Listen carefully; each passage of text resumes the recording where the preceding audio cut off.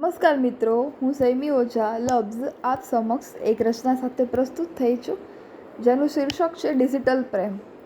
Digital માર્કેટે દરેક ક્ષેત્રમાં પ્રગતિ કરી છે. ડિજિટલ સોશિયલ મીડિયા જોઈએ, આપણે દરેક વસ્તુમાં આપણે સોશિયલ મીડિયા પર પોસ્ટો જોઈએ છીએ. પછી આપણે જોઈએ કે સોશિયલ મીડિયામાં આજકાલ ઓનલાઈન વસ્તુઓની માર્કેટિંગ થતી હોય છે. ઓનલાઈન વસ્તુ આપણે ખરીદી શકીએ છીએ, ડિજિટલના માધ્યમથી પૈસા ટ્રાન્સફર કરી શકીએ છીએ.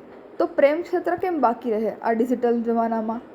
એને ધ્યાનમાં રાખીને મેં એક રચના બનાવી છે, જે પ્રસ્તુત કરીશ. જમાનો આવ્યો ડિજિટલનો, વારા ફરતી વારો છે. જમાનો આવ્યો ડિજિટલનો, વારા ફરતી વારો છે. આજે તારો તો કાલે મારો, આજે તારો તો કાલે મારો, બધું જ ઓનલાઈન થયું છે.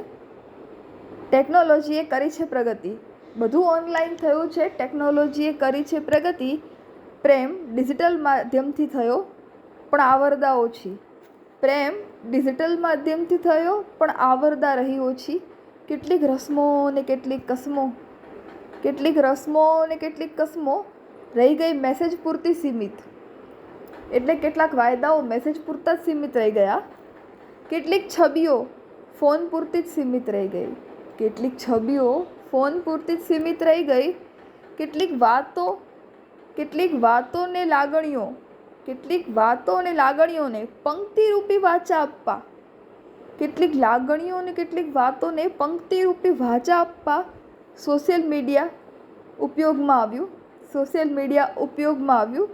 રિસાયેલા અથવા તો બગડેલા સંબંધને સુધારવા માટે, રિસાયેલા કે બગડેલા સંબંધને સુધારવા માટે વિડીયો કોલના માધ્યમથી સંબંધો સુધારી શકાય છે. બગડેલા અથવા તો રિસામણા થયેલા સંબંધને આપણે સોશિયલ મીડિયાથી સુધારી શકીએ છીએ, વિડીયો કોલના માધ્યમથી.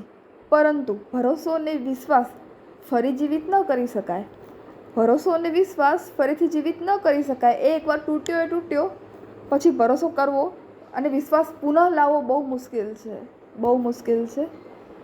આપણે આવી જ રચના સાથે મળતા રહીશું. Bye bye.